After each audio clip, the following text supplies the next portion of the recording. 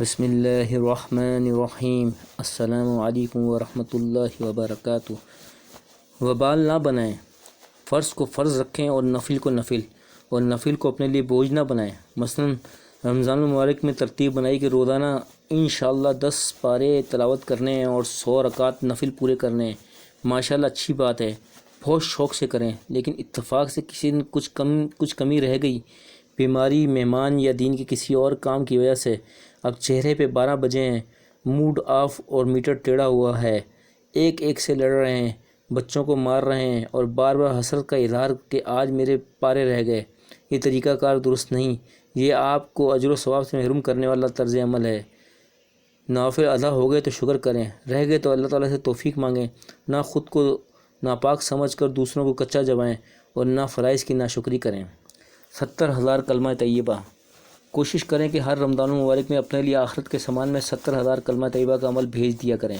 خصوصاً دینی کاموں میں مصروف حضرات اس کا بہت اہتمام کریں، کیونکہ ان کی دیگر مصروفیات کافی ہوتی ہیں اور وہ چلتے پھرتے یہ عمل آسانی سے کر سکتے ہیں۔ اس عمل کے فوائد بے شمار ہیں۔ ہلاک ہو وہ شخص۔ حضرت کعب بن عجرہ رضی اللہ عنہ کہتے ہیں کہ ایک مرتبہ نبی کریم صلی اللہ علیہ وسلم نے فرمایا، ممبر کے قریب ہو جاؤ۔ ہم لوگ حاضر ہو گئے۔ جب حضور صلی اللہ علیہ وسلم نے ممبر کے پہلے درجے پہ قدم مبارک رکھا تو فرمایا آمین، جب دوسرے پر قدم رکھا تو پھر فرمایا آمین، جب تیسرے درجے پہ قدم رکھا تو پھر فرمایا آمین۔ جب آپ صلی اللہ علیہ وسلم خطبے سے فارغ ہو کر نیچے اترے تو ہم نے عرض کیا، یا رسول اللہ صلی اللہ علیہ وسلم، آج ہم نے آپ سے ممبر پر چڑھتے ہوئے ایسی بات سنی جو پہلے کبھی نہیں سنی، اس کی کیا حقیقت ہے؟ آپ صلی اللہ علیہ وسلم نے ارشاد فرمایا، اس وقت جبریل امین میرے سامنے آئے تھے، اور جب میں نے پہلے درجے پہ قدم رکھا تو انہوں نے کہا، ہلاک ہو وہ شخص جس نے رمضان کا مہینہ پایا پھر بھی اس کی مغفرت نہ ہوئی۔ میں نے کہا آمین۔ پھر جب میں نے دوسرے درجے پہ قدم رکھا تو انہوں نے کہا، ہلاک ہو وہ شخص جس کے سامنے آپ کا ذکر مبارک ہو اور وہ آپ پر درود نہ بھیجے۔ میں نے کہا آمین۔ جب میں تیسرے درجے پہ چڑھا تو انہوں نے کہا، ہلاک ہو وہ شخص جس کے سامنے اس کے والدین یا ان میں سے کوئی ایک بڑھاپے کو پائیں اور وہ اس کو جنت میں داخل نہ کرائیں، یعنی وہ ان کی خدمت کر کے جنت نہ کمائے۔ میں نے کہا آمین۔ عقل مند لوگوں کا کام۔ جو لوگ آخرت کا یقین رکھتے ہیں اور دنیا میں رہتے ہوئے آخرت کی تیاری کرتے ہیں، وہ اپنے لیے زیادہ سے زیادہ راحت کا سامان آگے بھیجتے ہیں۔ ان کو یہاں جو مال ملتا ہے وہ سارا مال آگے اپنے لیے بھیج دیتے ہیں، اور ان کو یہاں جو قوت ملتی ہے، جو اختیارات ملتے ہیں، وہ انہیں اپنے اگلے گھر کی بہتری کے لیے استعمال کرتے ہیں۔ یہ عقل مند لوگ ہیں، ان کو موت کے وقت نہ کوئی غم ہوتا ہے اور نہ کوئی پریشانی، بلکہ وہ خوشی خوشی جاتے ہیں اور وہاں جا کر بھی خوشیاں پاتے ہیں۔ ایسے عقل مند لوگوں کے لیے اللہ تعالیٰ نے کچھ موسم مقرر فرما دیے ہیں۔ ان موسموں میں اللہ تعالیٰ اعمال اور اقوال دونوں کا وزن بہت بڑھا دیتے ہیں۔ حضرت شاہ ولی اللہ محدث دہلوی رحمہ اللہ نے لکھا ہے کہ رمضان المبارک کی برکات صرف مسلمانوں کے لیے ہیں۔ اہل ایمان کو روزے اور قرآن کی وجہ سے اس مہینے کی برکات ملتی ہیں، جبکہ کفار اور دشمنان اسلام کا بغض اور شر اس مہینے میں اور بڑھ جاتا ہے، کیونکہ وہ رحمت والے اعمال سے دور ہیں، اس لیے ان پر اور زیادہ لعنت برستی ہے۔ رمضان سے جہاد کا شاندار آغاز۔ رمضان المبارک میں ابو جہل کا شر پوری قوت سے بھڑکا اور وہ مسلمانوں کو مٹانے کے لیے مکہ مکرمہ سے نکل کھڑا ہوا۔ رمضان المبارک میں مجاہدین کی نصرت خاص اور انوکھے انداز سے ہوتی ہے۔ بدر کے میدان میں مقابلہ ہوا، ایک طرف اہل رحمت تھے اور دوسری طرف اہل لعنت۔ اللہ تعالیٰ نے ایمان والوں کی نصرت فرمائی اور سخت خطرناک مشرکین مقتول ہو کر ایک کنویں میں پھینکے گئے۔ یہ جہاد کا ایک باقاعدہ شاندار آغاز تھا، اور یہ جہادی سلسلہ دجال کے قتل تک چلتا رہے گا۔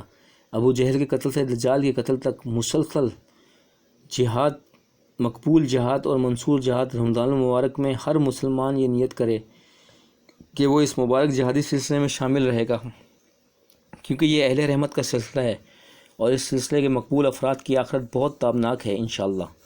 حضرات صحابہ اکرام رضی اللہ عنہم نے آخرت کی تیاری اور وہاں کے لیے سامان بھیجنے کا نصاب بار بار حضور اقدس صلی اللہ علیہ وسلم سے پوچھا اور سیکھا۔ جواب میں فرمایا گیا، ایمان اور جہاد فی سبیل اللہ، یعنی آخرت میں سب سے زیادہ فائدہ دینے والی چیز ایمان کے بعد جہاد فی سبیل اللہ ہے۔ اسی طرح اسلام کے باقی فرائض، نماز، روزہ، زکوٰۃ اور حج۔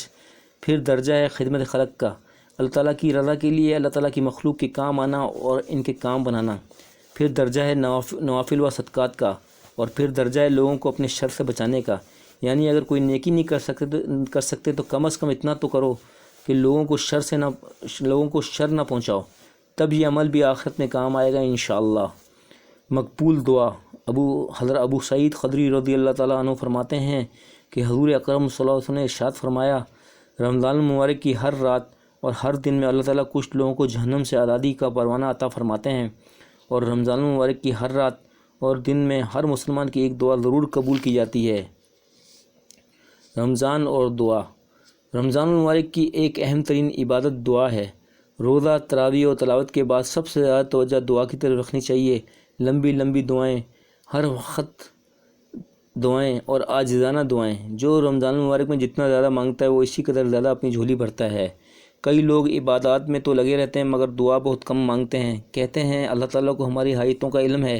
ارے اللہ کے بندو، دعا ہر عبادت کا مغز ہے۔ دعا سے اللہ تعالیٰ خوش ہوتے ہیں اور دعا انسان کو اللہ تعالیٰ کے قریب کر دیتی ہے۔ اس لیے رمضان المبارک میں کچھ وقت خاص دعا کا رکھیں۔